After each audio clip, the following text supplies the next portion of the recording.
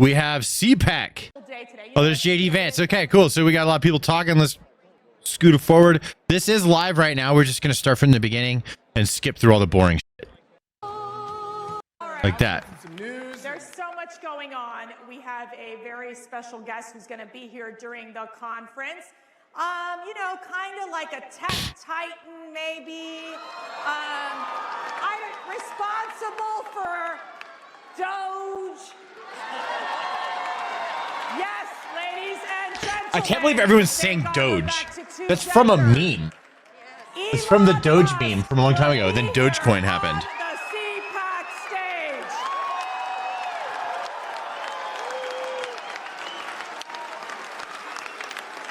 We just launched yesterday with the CPAC International Summit, where we had several key members coming from representing from Country is a meme now. Bro, you guys just have no fucking clue. Yeah, we have so much wealth in our country. Like, I've been all over the world. We have so much more than anyone else. So you can laugh at it all you want. We still have the most. We have all the leverage. We don't give a fuck what you guys think. Go live in your loft, you know, and fucking hate us all for the rest of your life. Go ahead. We don't care. We're doing fine. Like, we're so. Three resolutions in support with one of America's greatest ally, the state of Israel.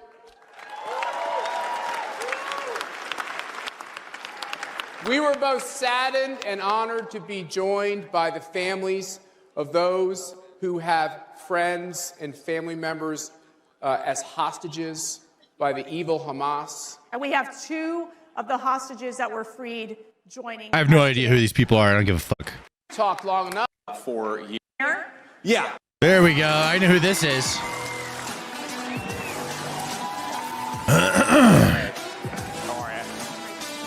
We're not doing fine compared to Europe. Yeah, dude, I like. Okay, whatever.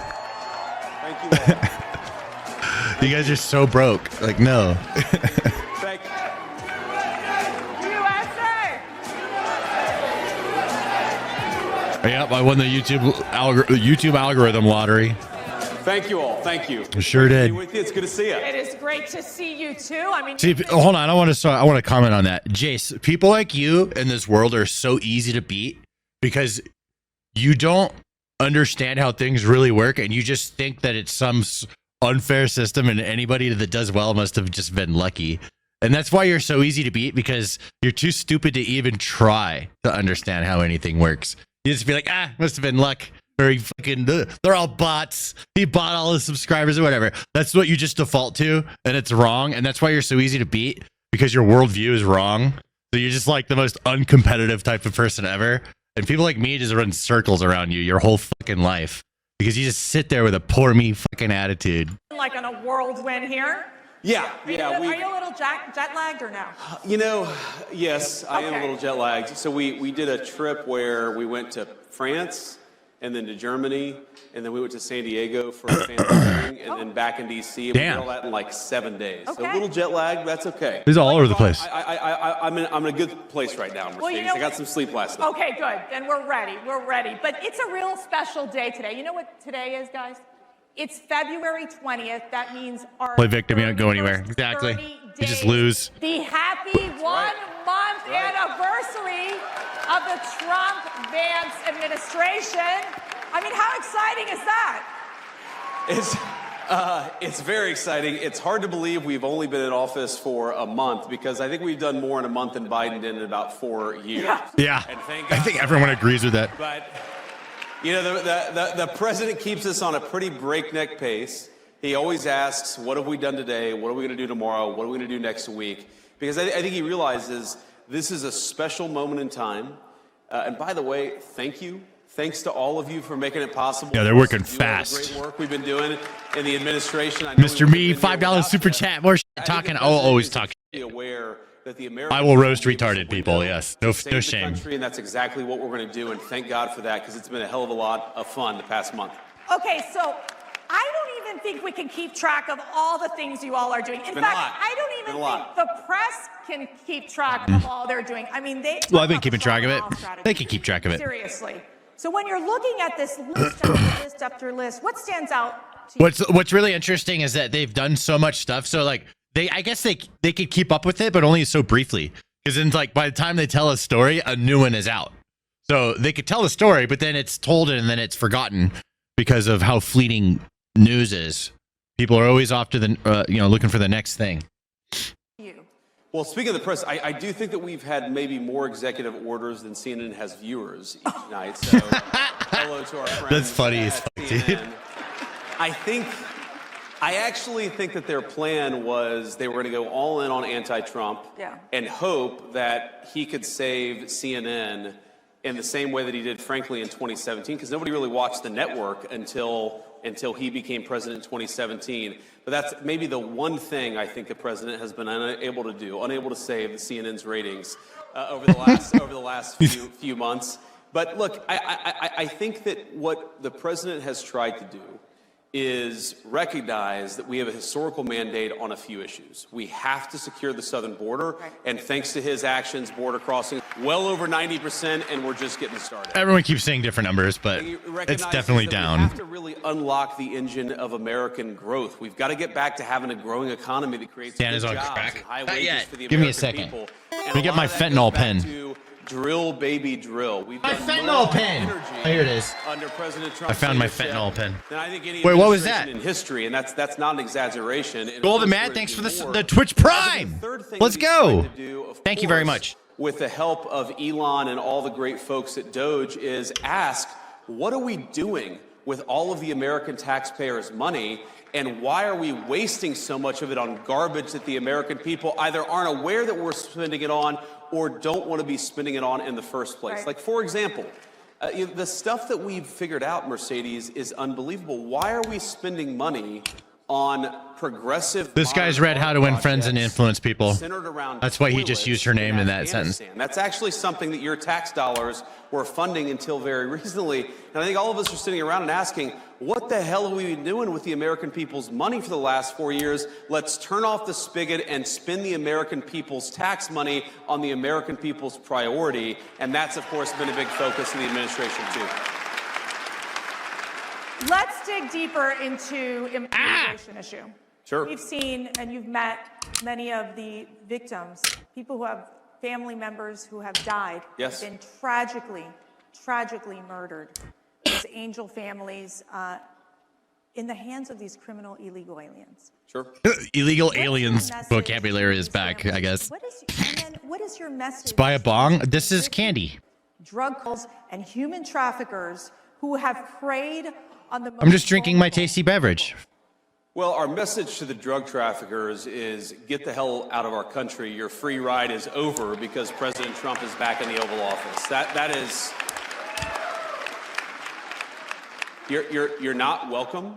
You were never welcome, according to the American people. But unfortunately, you had President Joe Biden, who allows you to run free over the United States of America. And Donald Trump has said, you're terrorist organizations. We're going to go after you. We're going to wage war on you. And certainly, we want you out of the United States of America. And that's an important message, of course. But our message, and you know this, Mercedes, our message to the families is President Trump cares about you. He thinks that it's disgraceful. Yeah, what chapter was that? Let happen to your children, to your I'm curious. This is lagging on me. And of course, Yeah, that's not our stream. That is, like you can see, I'm moving fast. It's just the feed coming in that's laggy. Why did this happen to your child in the first place? And the answer is that under Joe Biden, your government didn't do its job. Under Donald Trump, it is. Thank God for that. On the economy, and I'm getting this question all the time, you know, it's this question of affordability, right? Yeah. There's a lot of stress on our families, something that I think Joe Biden could not manage in terms of really helping lower that cost of living and making things just simply more affordable. Sure. We talked about energy independence being a critical... Chapter 3 in Dale Carnegie's How to Win Friends and Influence People. The concept of using people's names to make them feel important is primarily discussed in Chapter 3, Part 2. This chapter focuses on the principles of making people like you by remembering and using their names. It's like, this is basic. I'm hearing him do it, and it's kind of forced. Him using her name. It wasn't as natural. It's forced because somebody's name is the sweetest, most important thing they can ever hear. So that's why my point is JD Vance is I think that he's pretty highly trained with speaking with people. As you guys could tell, you've heard him speak, but I'm just saying, like, okay, yeah, I know that fucking book. That we unleash this economic. Yeah, that's a great book, and that's what he's doing. So you guys have read the book too. Yeah, so one of the first interviews I did, it was, I think 6 or 7 days after the inauguration, and somebody asked me, in 6 days, what have you guys done to fix the inflation crisis created by Joe Biden? I'm like, well, first of all, it's been 6 days. We've done a lot in 6 days, but it's going to take some time to fix what Joe Biden broke over 4 years. And we know it is easy, unfortunately, to burn the house down. It takes a little bit of time to build it back up. And here's what we have to do. Because look, the fundamental goal of our immigration policy, of our border policy, of DOGE saving taxpayer money, the fundamental goal is we want your children and grandchildren to be able to raise a family in security and comfort in the country that we all love. That is the whole goal of President Trump's agenda. We have a chat right here. It says, I'm historically a lefty, but like many Americans fed up with the party, still don't like Trump as a human, but it's undeniable he has common sense. Yeah. And so do you. Like, you also have common sense. Prosperity, right? It's whatever makes sense. Common sense stuff. Pick that. Lefty, righty, whatever. We have to, first of all, unleash American energy. Now, why is that so important? Because look, if, we all know grocery prices got too high under Joe Biden's leadership. Well, one of the main drivers of groceries is energy. Because if the farmers are paying more for energy, then we're all paying more for what the farmers grow. And if the truck drivers who are delivering the groceries are paying more for fuel, then we're all paying more for what the truck drivers are delivering to the grocery store. If we unleash American energy, that will do more than anything to drive down the cost for the American people. The second thing, Mercedes, is we have got to stop spending the American people's money on garbage. Every dollar that we take in and spend, you have to pay for, either through taxes or through inflation. And if we spend the American people's money more wisely, if we stop taxing and spending the American people to death, that's also going to bring to all of the pricing pressures that are out there. We're going to make it affordable to live in this country again. That's our this is live. That's our goal. And you're right. There's a lot more that we can do. I'll sore my knees. I got knee pads. We've got I'm in this for the long haul. But we've got this big, beautiful one bill budget reconciliation scenario. How is that working? What are the dynamics that are happening right now? Trump gave me really comfortable knee pads. And what the administration is doing to ensure that a lot of what the president is wanting to do in terms of really pushing forward with economic prosperity and his tax relief initiatives gets done in these bills. Sure. Yeah, it's really important. So the Senate obviously has its own approach, and the president has been very clear that his preference is to put everything in one bill. Right. And part of that is just simple legislative strategy. I think the president has learned a lot about how D.C. works. And I actually talked to the president about this yesterday, and he said to me, look, it's very rare that you can get 2 reconciliation bills done in one Congress, which is why he thinks we've got to do a lot with that one big, beautiful bill, that first reconciliation package that we're going to get through. Yeah, a lot of people are thinking that he could be our next president. Well, it's early, right? This stuff takes time to put together. I think, if you had a record pace reconciliation bill, we would get this thing done in May or in June. I think we're on track to do that, but we've got to do some basic things. Mercedes, one, like I said, we've got to continue to unleash American energy. That's part of the reconciliation bill. We've got to make sure that other countries stop taking advantage of us. That's a big part of President Trump's tariff policy, is we got to stop being taken advantage of. Vance for 8 years after 4 years of Trump. We want to make the President Trump tax cuts permanent, send them into the future. We still have to see how he does. He's 4 years to screw up. Let's see. That's got to be part of it. And then finally, and this is really important, everything the president has done on the border, we have got to empower him to do it, not just for a month, but for the next 4 years. And we've got to hire more Border Patrol agents. We got to give Tom Homan and Stephen Miller and Kristi Noem the resources they need to secure the border. And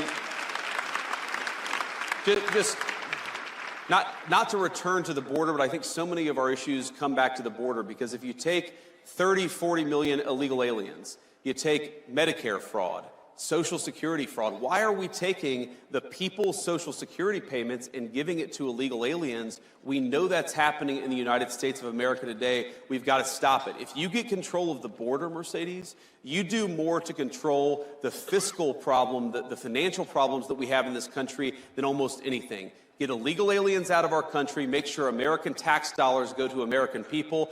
That is how you solve. Do they need to fiscal fix their crisis camera? in the United States of America. Shifting to your incredible speech at the Munich conference. Did you all watch that? That was a great speech. I liked that speech. He nailed it. Did a fantastic job. I'm glad you guys liked it. Not everybody liked it. You guys liked it. Not everybody liked it. So, Of course, not everybody liked it. Yeah, it's not my stream that's choppy. It's so as you can see the letters going by smoothly right here in the bottom, it's their camera. Because you can see the feed's coming in smooth with their letters and graphics and stuff. Their camera will be lagging. There's probably a wireless camera or something. okay. I'll take a standing ovation. Hopefully they fix it. That's Like awesome. two for the price of one. Yeah, I was going to say, here's your speech. Say it again. All right. But it was fascinating because there was obviously some of these European leaders that, they were a little uptight about it. It stressed them out just a little bit. A little bit. But you talked about the greatest threats in Europe. Yeah.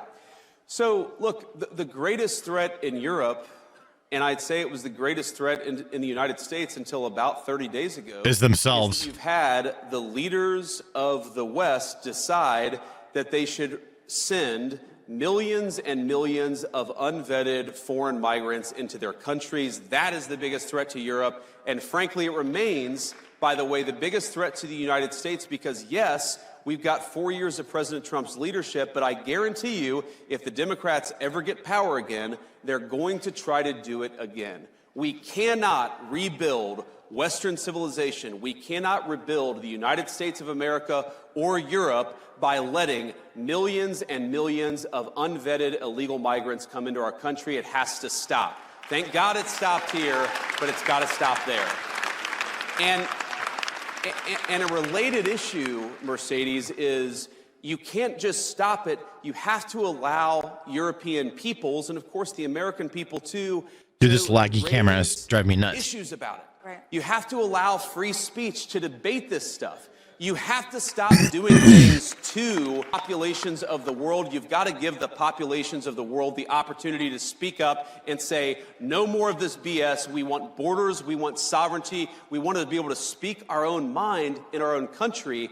And I guarantee you, if we don't allow free speech, and of course, the Biden administration, I made this point, Mercedes, the Biden administration did more to destroy free speech, not just in the United States.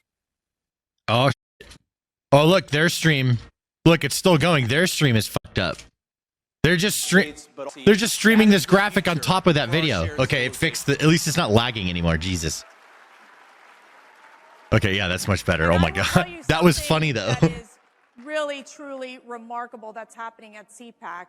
And we had our second Mercedes stock going up yesterday, and we have many of these conservative European leaders. Take it every time he says Mercedes. I like that. Leaders with us today, where we stand in solidarity because they have an opportunity to basically make Europe great again, make Asia great again, make Latin America great again. And so in essence, I think your message was very well received by many of those conservative leaders across the globe. But what does this mean with the U.S. now that, in giving that speech? What does this mean with the U.S.'s relationship with Europe? Well, look, obviously, we're going to continue to have important alliances with Europe, but I really do think the strength of those alliances is going to depend on whether we take our societies in the right direction. Think about this. Germany's entire defense is subsidized by the American taxpayer. There are thousands upon thousands of American troops in Germany today. Do you think that the American taxpayer is going to stand for that if you get thrown in jail in Germany for posting a mean tweet? Of course they're not, right? So the point that I try to make to our European friends, and I think friends. I believe that. I know President Trump does, is that friendship is based on shared values. You do not have shared values if you're jailing people for saying we should close down our border. You don't have shared values if you cancel elections because you don't like the result, and that happened in Romania. You do not have shared values if you're so afraid of your own people that you silence them and shut them up. So let's have shared values. Let's defend democracy. Let's have free expression, not just in the United States, but all over the Western world. That is the path to strong alliances in Europe. I think it'd be good if, like, Europe pisses me off with how strict they are with what you're allowed to say. With us yesterday, he'll be on the CPAC stage during these conferences. He has like 3 jobs, or 4 or 5. Yes, he does. Let me ask you this: where are we on and basically the status of the Russia-Ukraine moving forward in terms of these negotiations in bringing peace to this endless war? It's early, and I think what President Trump, what makes him such an effective negotiator, I've seen this in private, is that he doesn't take anything off the table. When he walks into negotiation, he says everything is on the table. And of course, that makes the heads explode in the American media because they say, why are you talking to Russia? Well, how are you going to end the war unless you're talking to Russia? You've got to talk to everybody involved in the fighting if you actually want to bring the conflict close. And I know the president does. But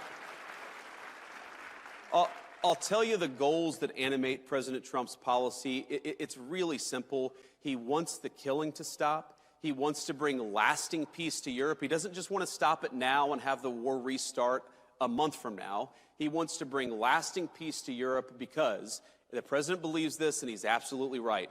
Peace is in the interest of Russia. It's in the interest of Ukraine. It's in the interest of Europe. But most importantly, peace is in the interest of the American people, and he's going to fight for it for the remainder of his administration. Wherever war breaks out, he's going to be the president of peace. Now, he, of course, is a very good negotiator, a very good businessman. The Gulf of Trump. A lot of these issues Love are it. tough.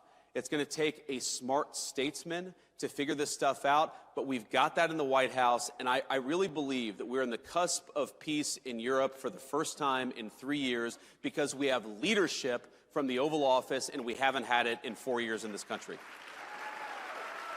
Sounds like he's still campaigning when he speaks sometimes. Matt and I mentioned this right when we started the conference. We're honored by the presence of 2 hostages that were freed after the Hamas atrocity, the tragedy that we've seen happen. And we have several of the family members as well who still, they're there. Where their loved ones are still being detained by Hamas.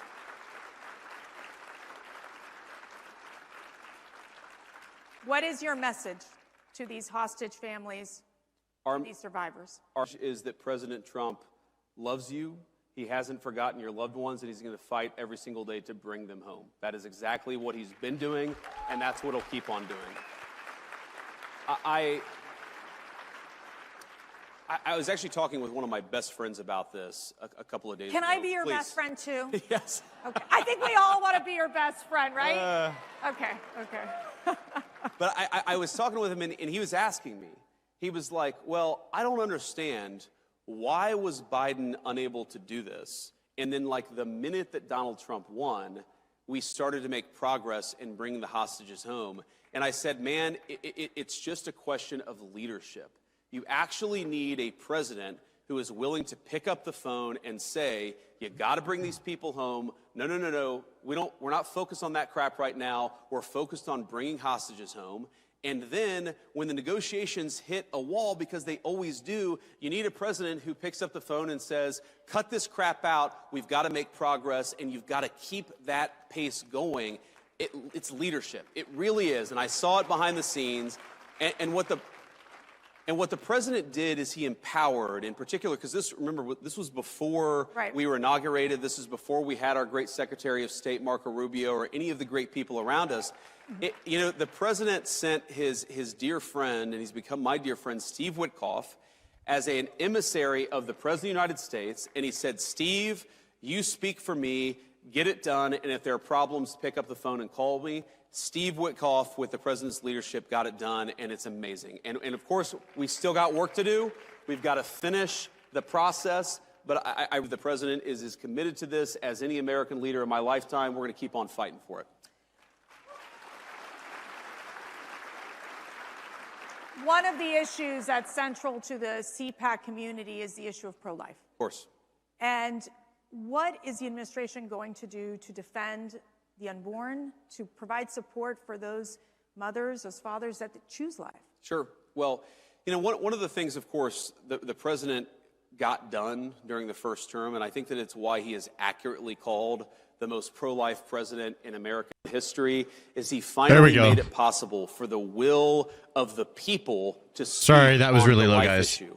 And that was the Dobbs decision. That should be better. What that did is it gave the abortion question back to the people. It took it out of the hands of unelected bureaucrats and unelected judges and gave it back to the people. And I think the most important thing that we can do, and as you know, Mercedes, I'm very pro-life, I'm a devout Christian, is that we have got to persuade our fellow Americans, because now we've got the power. We've got the power of persuasion. We've got to persuade our fellow citizens that unborn life is worthy of protecting. It is sacred in the eyes of God, and it should be sacred in the eyes of man too. And we have to pick up the torch and fight for that every single day. And I know you guys are up for the task. I am too. And I think on the administration side, what the president has said, and it's been consistent, it's going to be consistent in the rhetoric and in the policy, is we believe in the Trump administration that babies are good, that families are good, and we want to make it easier for young moms and young dads to choose life, to start and to bring new life into the world. That's the whole point of our policy. Now, I think that, that's their beliefs, and I think that they have every right to pursue that, try and convince other people to agree. I don't. I'm pro-abortion, but I also do agree with letting populations of people choose for themselves. So if there is a culture of people, maybe like a whole state, where they're generally more pro-life, let them vote for that and have that. If there is a state where they're more pro-choice, let them vote and have that. That's the way I see it. I think it's actually a good thing not to have a big blanket and just let the different cultures of people choose what they want within their own culture. So I have opposing views to JD Vance, but I understand where pro-life people are coming from and how they feel and their view on it being a life, and they want to save every baby. I get it. I understand. And I even respect that wholeheartedly, even though I disagree from the forcefulness of it. I think someone being able to choose what they want to do is important to me, but I understand the opposing viewpoint is all I'm saying. And you will never hear me tell anyone that's pro-life that they're wrong, because I don't think that they're wrong. I think there is no right and wrong. It's how you see the world. Pro-life people see the world in a beautiful way, in a way that I totally understand and agree with. I just also disagree from, like, if I was a woman, I would want to be able to choose whatever the fuck I want to do. That's all I'm saying. That's the way I look at it. I wouldn't want anybody telling me what to do, but I understand the righty standpoint. As a righty, that's just one of my more lefty viewpoints as a righty. Now, some of that, of course, is supporting our great crisis pregnancy centers at the moment of these important healthcare decisions, encouraging young women to choose life at that important moment of choice. Some of that is bringing costs down so that, young moms and dads don't look to the future and a new baby and say, how can I afford this? And if they're able to actually afford to raise a family, I can afford it now, but thinking now I'm of 37. babies as the blessings that we all know that they are. Yeah. And I think,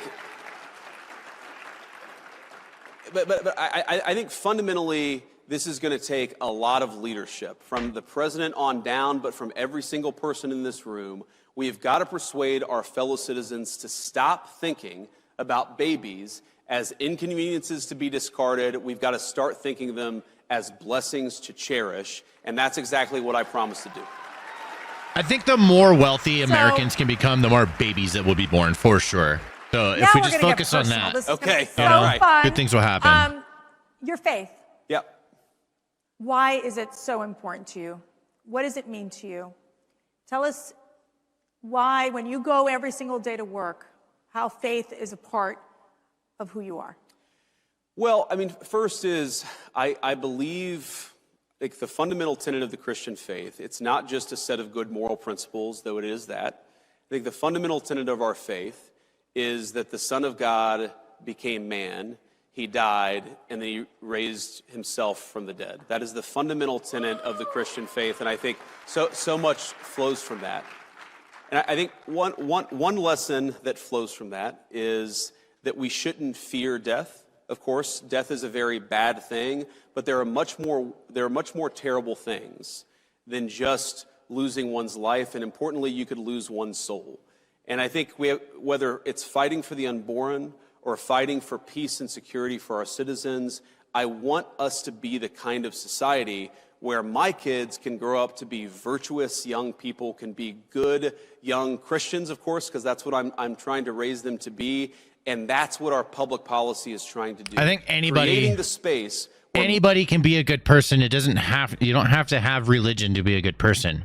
I am not Christian, but I respect Christian societies and cultures and groups of people, cliques, neighborhoods, all of it, because they all come together and everyone's really nice and takes care of each other. Okay, there's a lot of moral codes and values that are in the religion that everyone's following, and does, like, you know, it makes a good society. It's a good thing, you know. I just don't think that we should be mixing religion in with the state, but you know, that's just the way I see it. I think that anybody can be a good person. You don't have to have religion, but you do see a lot of people that have their Christian communities and they are thriving. Moms and dads can raise their children in their faith to become good young people who believe the things that I do. That is what I'm trying to create, is the space for you, of course, to raise your children as you see fit, but the space for me to raise my kids to be the kind of young people that I think they ought to be. And the other thing that I take from it, Mercedes, is if you look at the long history of the Christian faith, we've been around for about 2,000 years now, give or take a few years, and there have been really dark times in the history. Hold on, I got to comment on this because this is such a dumb thing. You swear in the Bible to become president. It's not required. You could just be like, no. Every president just does it because they are aligning with Christians. Whether Trump believes in God or not, he's gonna swear in the Bible because he has the Christian vote. You know, just saying.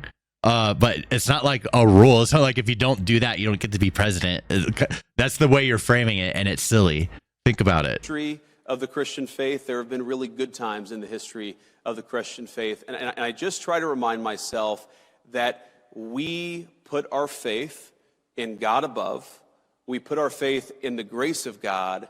And we try the best to do his will, and we don't worry so much about whether we're going to have earthly rewards. We worry about whether we're doing right by God Almighty above. That's what I try to do, and that's how I try to run my life in public. I respect JD Vance for his views, and I would never tell him that he's wrong. You mentioned raising That's the way I see this good stuff. people and also into good citizens that Yes. can contribute to society and to the world.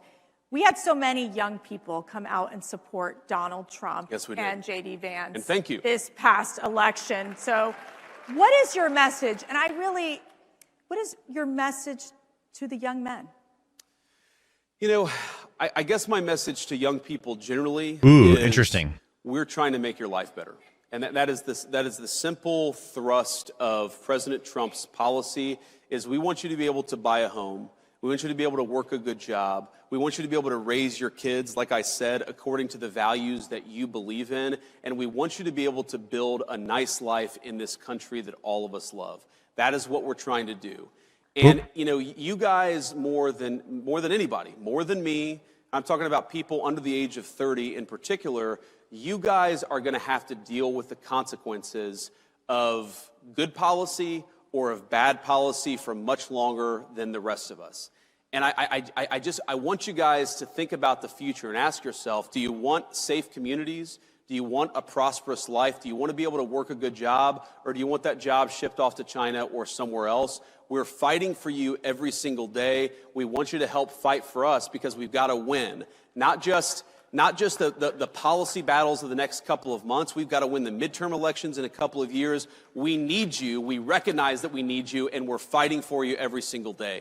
And I think, you know, you asked me, my message to young men is I think that our culture sends a message to young men that you should suppress every masculine urge. Yeah. You should to cast aside your family. They're pussifying our try men. to suppress what makes Seriously. you a young man in the first place. And I think that my message to young men is don't allow this broken culture to send you a message that you're a bad person because you're a man, because you like to tell a joke, because you like to have a beer with your friends, or because you're competitive. They're pussifying everyone. It's crazy how pussified everyone got. Seriously. Our message, the cultural message, and I think the president's and mine is the exact opposite, but our cultural message is I think that it wants to turn everybody, whether male or female, to androgynous idiots who think the same, talk the same, and act the same. We actually think God made male and female for a purpose, and we want you guys to thrive as young men and as young women. And not as we're going to help with our public policy to make it possible to do that. Yeah, don't be pussies. Stop being fucking pussies. And the world make you a pussy. Don't listen to him. I actually think, Mercedes, this is the thing that President Trump, this is why the media went after him so hard, is because, when I think about, like, what is the essence of masculinity, you could answer this in so many different ways, but when I think about me and my guy friends, we really like to tell jokes to one another. Like, we like to laugh. If you think of all the movies that were really popular. Are you saying you're pretty funny?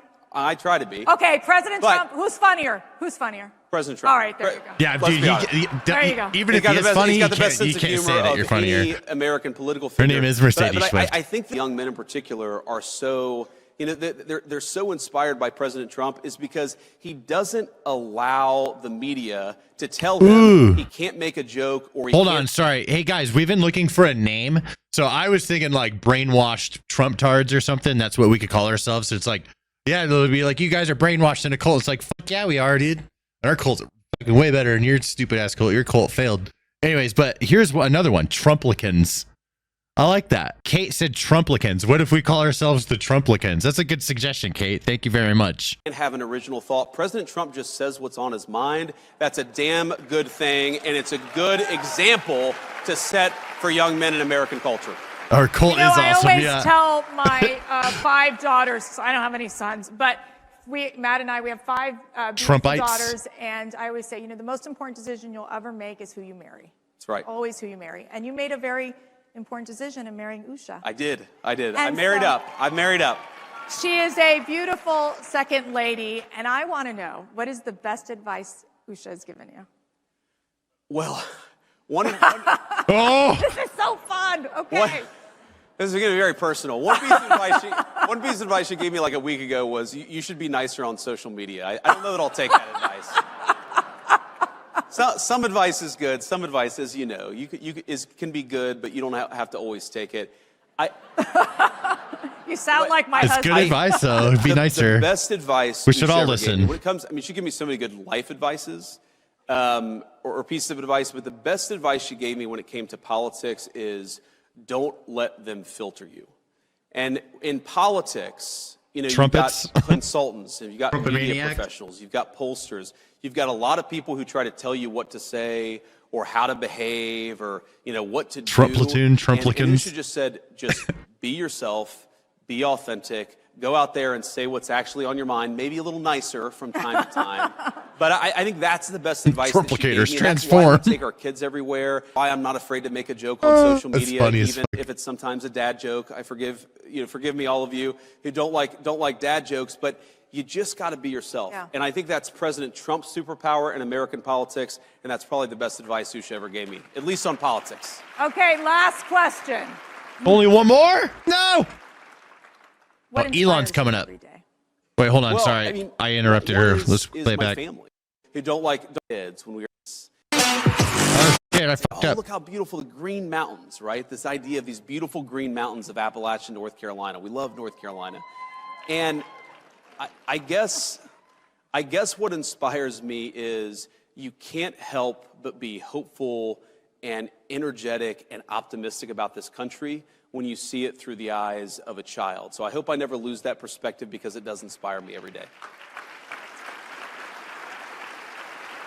Well, Mr. Vice so President, pleased with his own you answer. It's inspire funny. us Look at him. He's like, every yeah, that was day. good. We are praying for you. We are praying for your family. We are praying for this incredible administration, for, of course, President Donald Trump. And we are honored that you are here with our CPAC family. And I'm honored to be here. Thank you. Thank you so much. Thank you all. Hey, everyone loves you guys. Vance.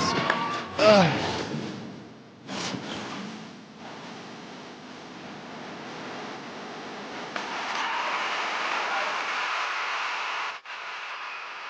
Turn that down a bit, or I'll just turn this off.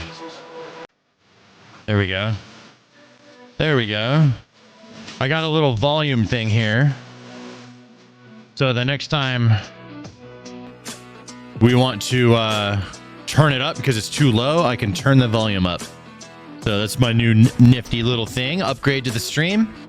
All right, so Elon Musk should be showing up. Let's see who the next guys are. And then the second idea is sovereignty. It's like, I think that we are going to be skipping ahead you own it. to when Elon gets here. Man, that is a big crowd. And they're here for me.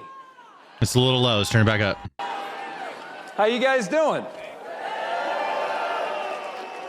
Nice vibe this year, right? After the best month we've ever had.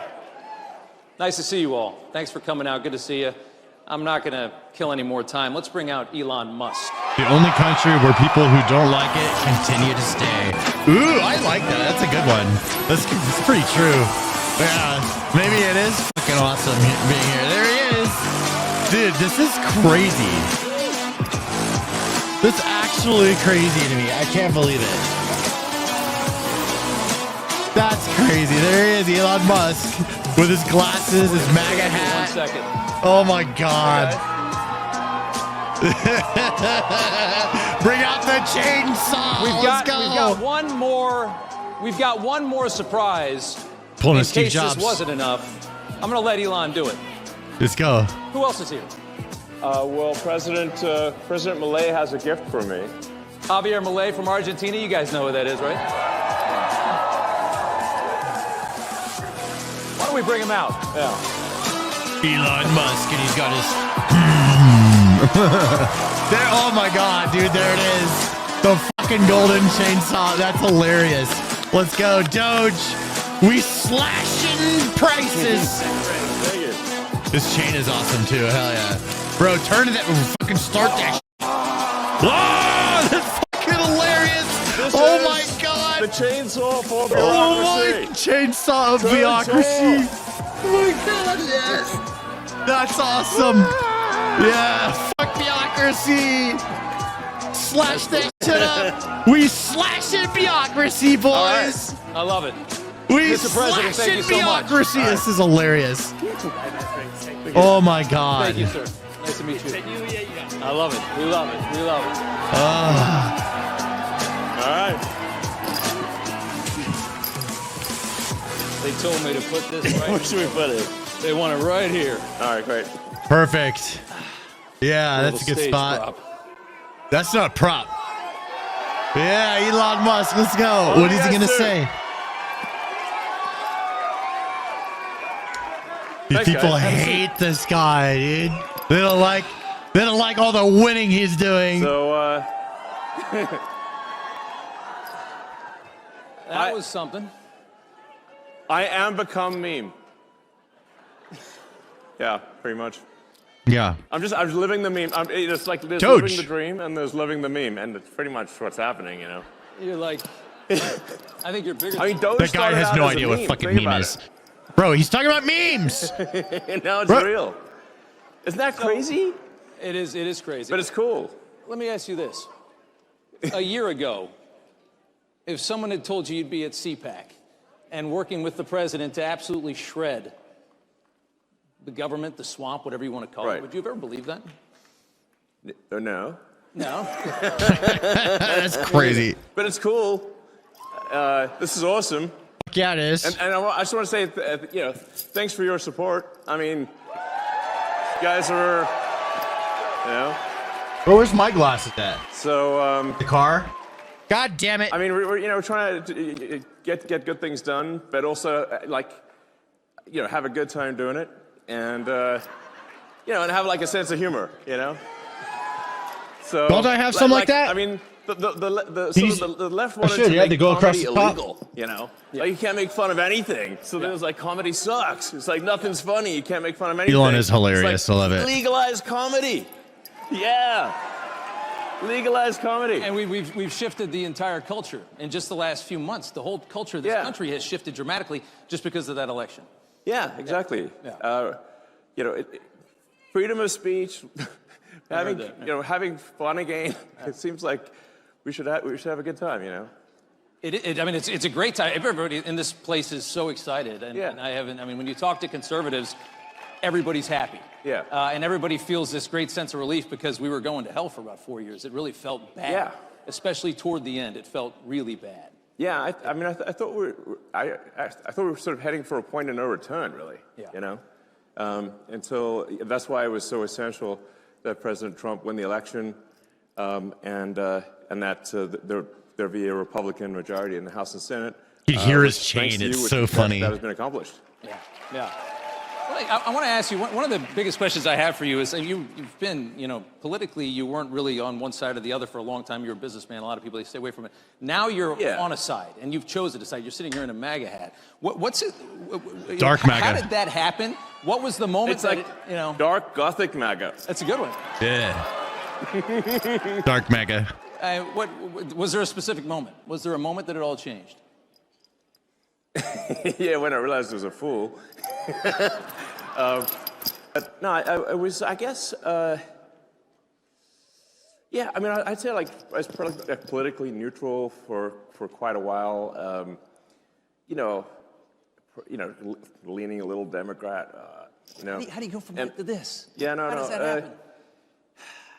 Well, did they go crazy? Yes, yeah, they did. They did go crazy. Yeah, they went crazy. No, I mean, that whole cancel culture and it's trying to stop freedom of speech and infringe upon people's personal freedoms. They just want state control of what you say. They want to, take away your guns. And the reason why they take away your guns is like there's nothing you do to oppose them. So it's sort of like, I just like, we just need to restore the fundamental elements of what made America great, which is freedom and opportunity. Yeah. We're seeing a lot of these freedoms disappearing in the West. It's not just about America. We're all watching Europe and knowing that they're about 50, 100 years ahead of us, right? Because they got an early start. And we're watching how they're devolving. And you're trying to save it from happening here.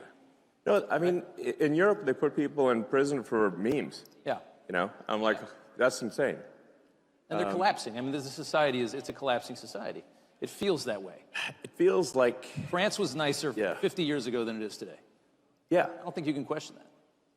Yeah. But yeah, I mean, really. Spit it out, Elon! Thanks. I love you too. They do love Spit it out! I mean, I really just wanted to do useful things, like basically build products, provide products and services that are good, and I wasn't really like that interested in being political.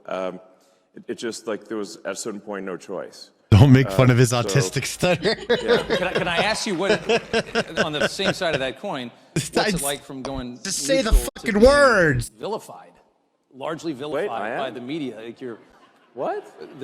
No.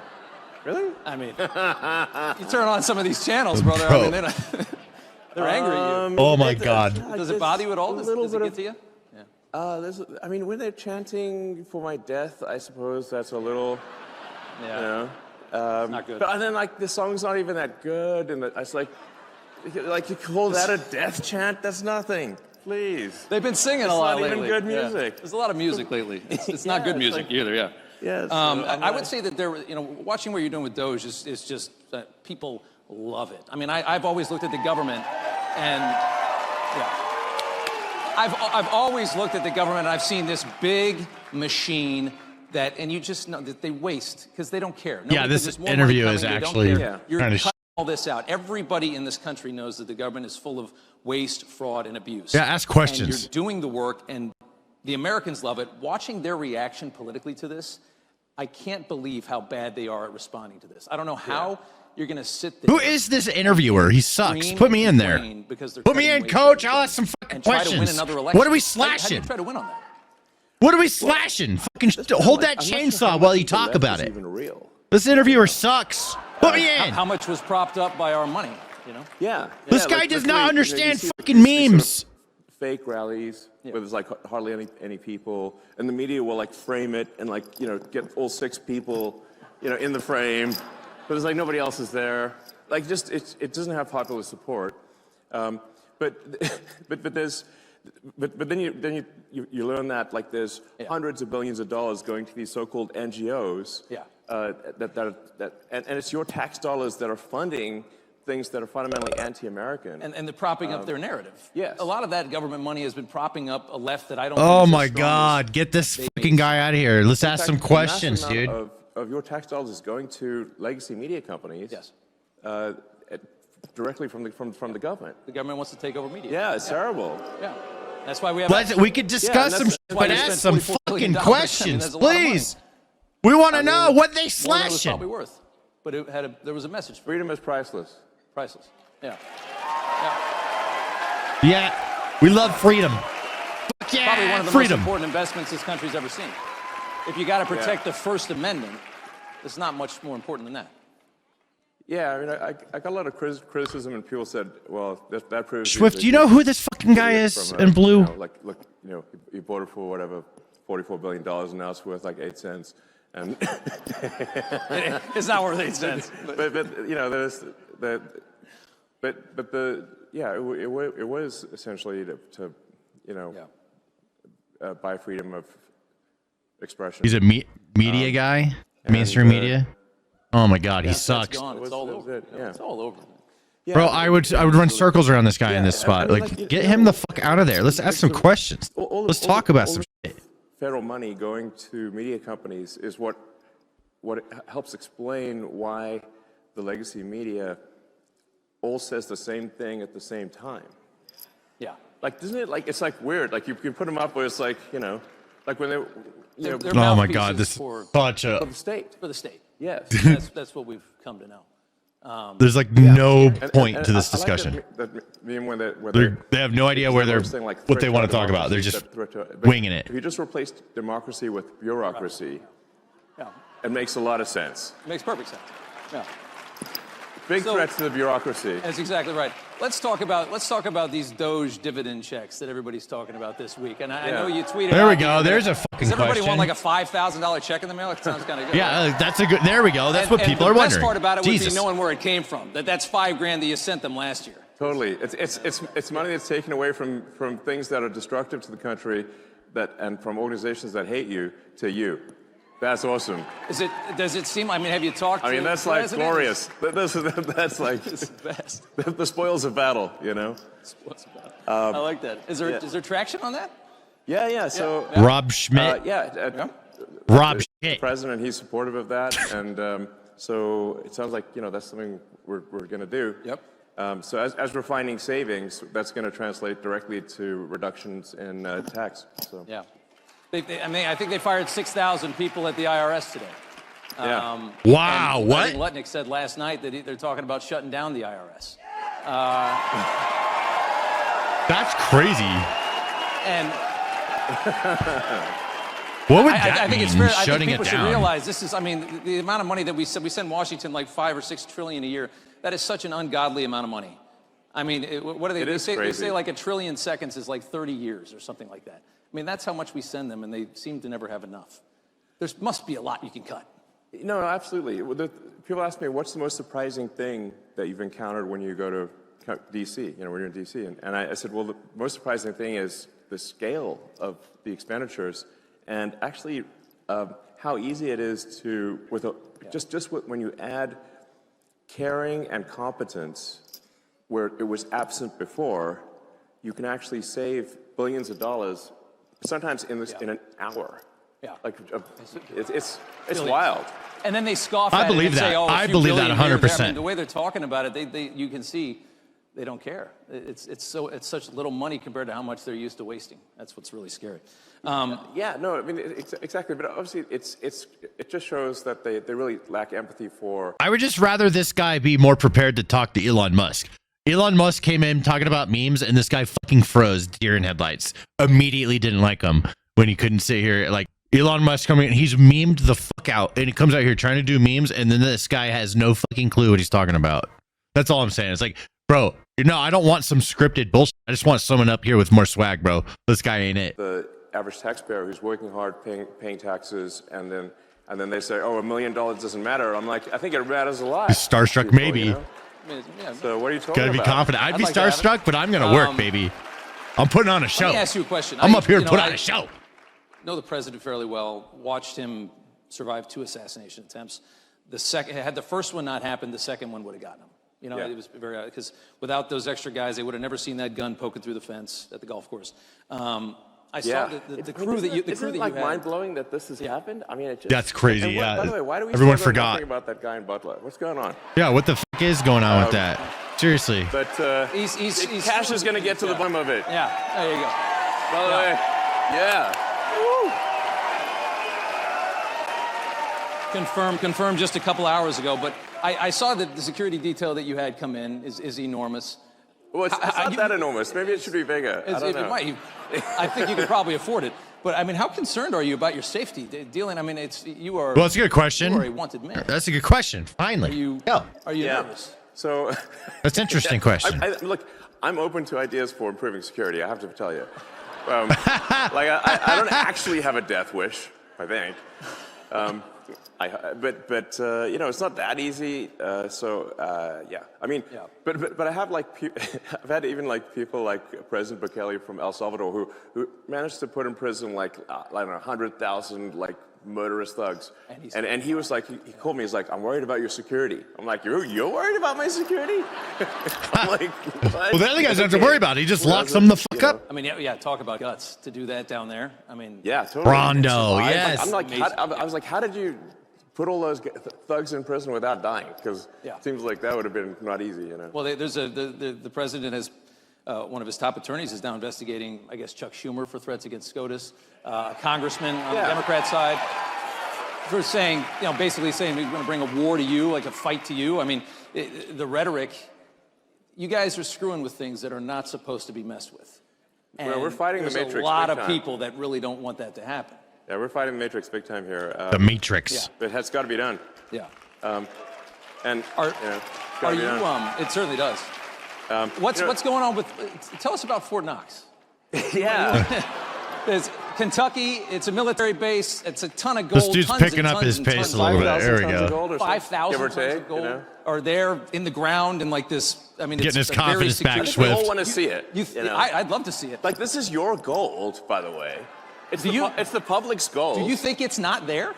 I don't know. But I think you just want to see it. Yeah, we want to go see it and just make sure somebody didn't spray paint some lead or something, Yeah. Is this real gold? Fight at the bar, Didn't dent.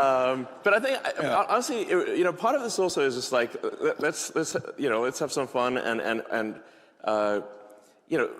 like I said, all this gold at Fort Knox, it's the public's gold. It's your gold. So, I think you have a right to see it. Print it out, Elon.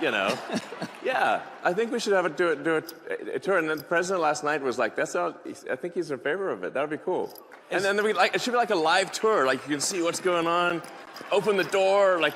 What's behind it. Well, and there's I think I'd watch that. Oh, are you kidding? Yeah, that would be the coolest stream ever. I mean, what is 5,000 tons of if that gold happens, I'm streaming the shit out of it, dude. Is it the size of this? It's got to be pretty stage? big, It's got to be a lot of Maybe gold. there's some other stuff in there, just walk around, I don't know, maybe they got some other stuff in there. Are you thinking about auditing the Federal Reserve as well, which is obviously... Yeah, sure. I'll audit everything. I imagine you think the waste has got to be everywhere. Yeah, no, waste is pretty much everywhere. People ask, how can you find waste in D.C.? I'm like, look, it's like being in a room, and this target, the wall, the roofs, and the floor are all targets. So it's like you're gonna close your eyes and go shoot in any direction, because you can't miss, you know. So it's pretty wild. Like you just push on things a little bit. Yeah, and- his and you outfit save is billions of fucking dollars. sick. Like just a little bit. I love it. It's wild. It's scary, isn't it? It's really That's why I say, like, Yeah. it really is underrated. Where if you add caring and competence, how much things improve. Yeah. And you know, and we just find so many totally crazy things, which, you know, we're sharing with the public. We post everything we learn. You know, just you know, so you can see it. You know. What do you? I mean, and like, it's like, isn't it like it's totally wild? Like we just did like a check the database on Social Security. Like it says how many alive Americans eligible for Social Security are there? And according to the database, it's over 400 million. And we're like, wait a second. and how many are getting? How old are they again?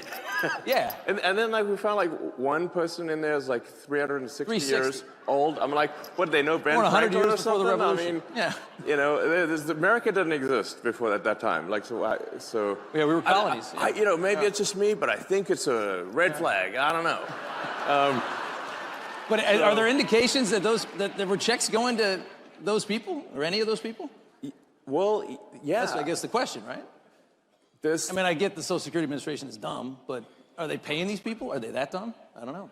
A bunch of money is going out from the Social Security Administration. That's my food. From all entitlement That's my programs. food. 72 billion in waste in like 7 You're spelling my food for. Well, I think the fraudulent payments. The rough estimate from the Government Accountability Office is over $500 billion of fraud a year.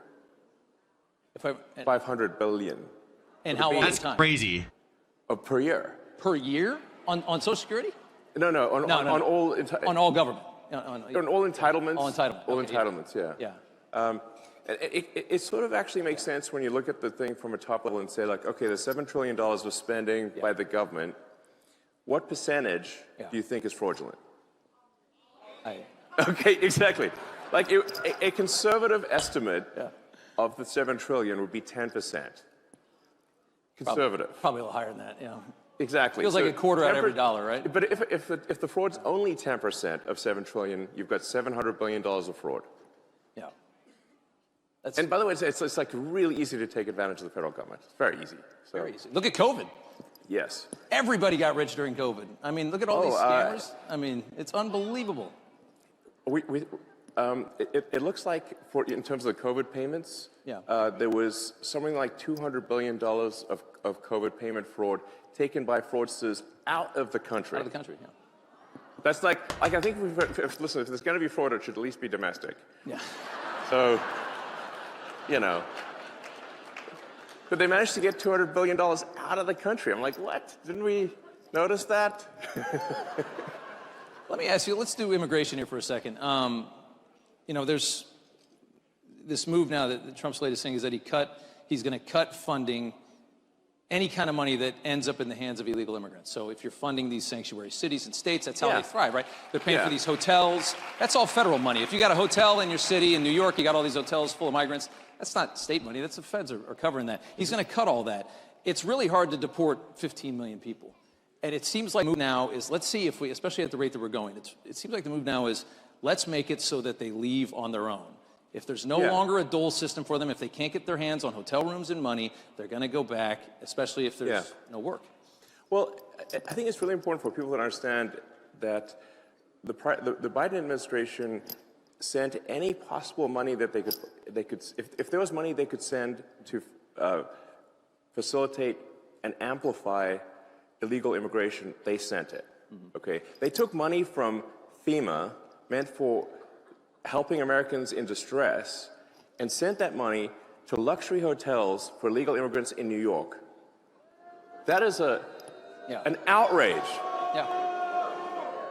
They actually did that. That's crazy. And not only that, even after the president signed an executive order saying it has to stop, the FEMA, the sort of whatever deep state bureaucrats still pressed send on $80 million last week to go to the Roosevelt Hotel in New York and other places last week. That's crazy. And now they're mad that it got stopped, and they're like trying to sue to have it be restored. It's like the gumption is You think they're unreal. creating a new voter class? Would you think that was the goal when they open up the Yes. borders for 4 years? Create a new voter class? I think that's true too. Get them in. I think that's 100% fucking true. A lot New of these voter things, class, like, you don't actually 100%. have to assume some grand conspiracy. You just need to look at basic incentives. Who benefits? So if the incentives, fundamentally, if the probability that an illegal is going to vote Democrat at some point, whether it's cheating, but eventually they can become citizens. But if the probability is like 80, 90%, you just look at California, which is supermajority Dem, and then the incentive is to maximize the number of illegals in the country. That is why the Biden administration was pushing to get in as many illegals as possible and spend every dollar possible to get as many, because every one of them is a customer, every one of them is a voter. Yeah.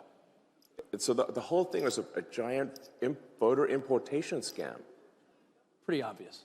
Very obvious. Yes. And then moreover, then they actually created the CVP1 voter app thing, where they were, which is like where they would literally fly people in. It's not like like at the point at which people are being flown in at your expense. Sending planes. Like building a pick people wall up, doesn't fly matter. them over the border. Yeah, they're literally flying them in. No other country in the world would do something like Thanks. Yeah, these are my Elon shades. Yeah, and then we found that it was like $100 million contract given to some guy in London, actually, oddly enough, for the CVP1 app. So they're flying illegals into the swing states. Yeah. And if you've got like a margin of victory of maybe 20,000 people, and you fly 200,000 illegals into that state, it's not going to be a swing state for long. Change the numbers eventually. Yeah. Maybe in 4 or 8 years, you're talking about It's perpetual just a matter power. of time. It's a long game. It's just a matter of time. Yeah. It's so obvious. It might take like a year for an asylum seeker or something to get a green card, and then 5 years for the citizenship. It's an investment that is guaranteed to pay off. Yeah. It's just a question of when. They all remember who brought them in and who left them here. Exactly. Exactly. I want to go back. I want to talk about Biden. This is a big deal. Like I think a lot of people don't quite appreciate that this was an actual real scam at scale to tilt the scales of democracy in America. It's treasonous. Treason. Yeah. Light sensitivity. One more No. Biden question. I just don't want you guys to see my when they would do ketamine the eyes. electric car stuff, they would always try to box you out, even though you have the only electric car anybody wants. Yeah. You said, I think this week, that you think that Biden left these astronauts up in space because he didn't want to give you an opportunity to serve them, make NASA look bad, make the private sector look better. And then Elon called the commander of the International Space Station retarded, which was so fucking funny, dude. I laughed my ass off for like 5 minutes when I saw that on Twitter. Make you look good. Oh, that was awesome. You believe that? Yeah, no, absolutely. So, of course. I kind of agree. Why would he He want to said he was just a passenger. Come down when you're supporting the president. I mean, the Biden administration was attacking me next level. Yeah. I mean, the Department of Justice or Injustice under the Biden administration was. Yeah. I mean, they were suing SpaceX. They're suing SpaceX for not hiring asylum seekers. And Right. we're like, but it's actually illegal for us to hire asylum seekers because I remember rocket this. technology is covered under ITAR rules, which means it's an advanced weapons technology. Yeah. And so we can only hire permanent residents or or citizens. Right. Like so we're damned if we do, damned if we don't. And we said how can they sue us for not hiring asylum seekers when it's actually illegal for us to do so? Yeah. But nonetheless, there was a big Department of Justice or Injustice case about this against SpaceX. So obviously it was an antagonistic situation. And those astronauts were supposed to be up there for 8 days, and now they're up there for 8 months. Does that make any sense? And we obviously could have brought them back sooner, but they didn't want anyone who supported President Trump to look good, basically. Yeah. That's the issue. Interesting. A lot of them are saying right now that the reason that you want to get into Social Security, that you want to get into all of these different, into Treasury and things like that, is that you're looking for personal information and you're trying to make more money. Yeah. I've never met anybody as rich as you that cared less about money in my life. Every time I hear a story about you, you're sleeping on a couch of some other guy in a city that you could buy the entire thing. Yeah, I don't think you care about money, do you? No, actually, I mean, listen, like if I steal some Social Security, I can finally buy nice things. Yeah. You know? And on that same The question, richest dude in the world. they're also talking Stealing about you my guys are going to Social end Security. Social Security, you're going to end Medicare, you're going to end these things. I don't imagine that conversation has been had with the president, and that's the plan. No, in fact, the actions that we're taking with the support of the president and the support of the agencies is what will save Medicare, what will save Social Security. Yeah.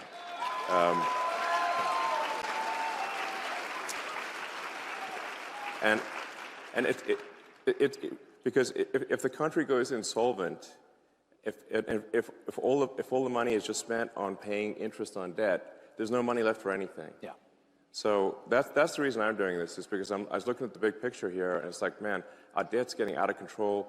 The interest payments, the interest on the national debt I feel like Stevie Wonder. now exceeds the entire Defense Department budget. $1 trillion a year in Yes. interest, just to carry the money that we owe is $1 trillion a year. Yes. That is unbelievable. That's Right. crazy. So like, I mean, a country is no different from a person. A country overspends, country goes bankrupt. Same as a person who overspends goes bankrupt. So it's not like optional to solve these things. It's essential. So We're going to go bankrupt. yes. We are. Couple minutes left here. Russia. There's a huge Russia, push Russia, from- Russia, It's Russia, more like Russia, trying to, like, Russia. End this war. Say like, Yeah. you know, I'm a bought asset of Putin. Yeah. I'm like, he can't afford me. Putin, Putin, Putin, Putin, I think we're Putin, worth more than Putin. Russia. He Think couldn't about it. afford me. I love that. That's fucking hilarious. Hell yeah, dude. Russia, Russia, Russia, Russia, Putin, Putin, Putin. You're trying to end Russia, a war. Russia, Russia. It's ending Putin, war always Putin, means you have Putin. to compromise, you have to negotiate with an enemy or an adversary. That's just what it is. And right now, they are lambasting the president for trying a different method to a war that they haven't been able to end for 3.5 years or 3 years. Yeah. They're saying Trump's blaming Zelensky for the invasion. How do you process all of the negativity toward him for trying to end this war? Well, first of all, I think we should have empathy for the people dying at the front lines. That's the most important thing. And people have been dying, you know, it's like, how many more years is this supposed to go on? Yeah. And imagine if that was your son, your father, you know, what are they dying for? Yeah. What exactly are they dying for? That line the line of engagement has barely moved for 2 years. Yeah. There's a whole bunch of people dead in trenches for what? And I'll tell you what for what. It's like for the biggest graft machine that I've ever seen in my life. That's for what? It's unreal. Like the amount of money that is being taken in graft and bribery is disgusting. And so what's actually happening is that those you know, those poor guys are getting sent into a meat grinder for money. That's what's actually going on. Yeah. And it needs to stop. And it seems, Trump is so pragmatic on this. He's just looking at it and he's saying, it's Ukraine, it's not our country, it's not a NATO ally. I just want to see people not dying. I want to see. Yeah, on both I like that sides. stance. Think about how so many young men have died in Ukraine that the army is starting to age out. The military is aging out. You got 40 and 50-year-old guys fighting in a war because there's nobody left that's not killed or maimed in their 20s. Yeah. That's the reality of it. Think about how many people that is. If you're a humanitarian at all, you just got to end the war. Like, no matter what. Just get it over with. Yes, people, they need to stop dying. Yeah. And the grift machine's got to stop, you know, so, and I think people, a lot of people out there don't realize, like, the president has a lot of empathy. He really cares, you know, he's a good man. So. I got one more for you. I've been fascinated by you for a very long time. Thanks. I'm eating a Popeye's I've never biscuit. seen anybody that can, do so many things at the same time. I mean, you've got the rockets, you got the cars. I've always wanted to ask you, what is it like inside your mind? Like, is it just 1,000 miles an hour? I mean, are you? Yeah. Is it just not? I mean, does it ever stop? Do you sleep? How much do you sleep? What's? Paint us a picture of inside of the mind of a genius. Like, how do you? Okay. Can you answer that question? It's not an easy question. Yeah. I think he's just really organized. My mind is a storm. Yeah. So. Yeah. It's a storm. But But I mean, let me maybe tell you something. Like, you didn't ask the question, but I think it's worth kind of nonetheless maybe just elaborating on something, which is, you know, I grew up in South Africa, but my morality was informed by America. I read comic books, you know, played Dungeons and Dragons, and I watched American TV shows, and it seemed like America cared about being the good guys, you know, about doing the right thing. And Nerd. And that's actually pretty unusual, by the way. Yeah. It's like In the world, it's very unusual. Yeah, it's not like actually. Most countries don't do that. No, they don't. No. And so I was like, yeah, you know, you want to be this good. You want to be on the side of good. You want to care about what's right, and yeah. So that's Yeah. what I believe in. You know, so. I gave you a tough one at the end. Yeah. That answer kind of sucked, So. but Yeah. I understand what he's trying to say. That's great. Elon Musk. All right, you're the thank man. you. Thank you so much. All right. I appreciate it. right. Thank you. Bro, I honestly do think that he's stoned. Hey guys. I'm an Elon Musk stan. I love Elon Musk. I love everything that he's done. Keep going. Just let him keep going. But holy shit, I'm pretty sure he is fucking stoned. What do you guys think? Was Elon stoned? Hold on, I'm doing a poll. All right, I'm a Trump fan, and if he was stoned, I don't give a shit. I'm just wondering if you guys think that he was. Was Elon stoned? Sure. Thank you. Elon doesn't smoke. I've seen him smoke.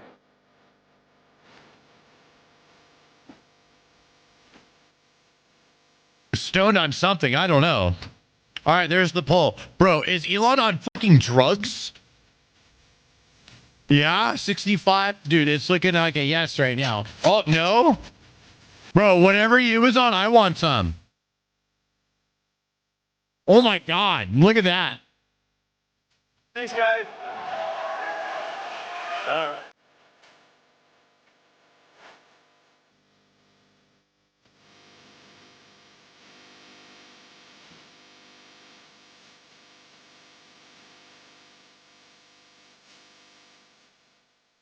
Majority says no.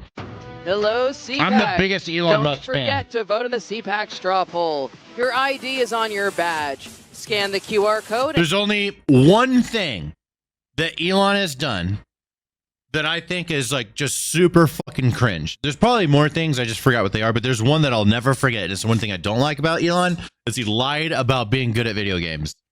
You know, or he lied about playing a video game. Like he lied about being best in the world at Diablo 4 and Path of Exile. Just saying.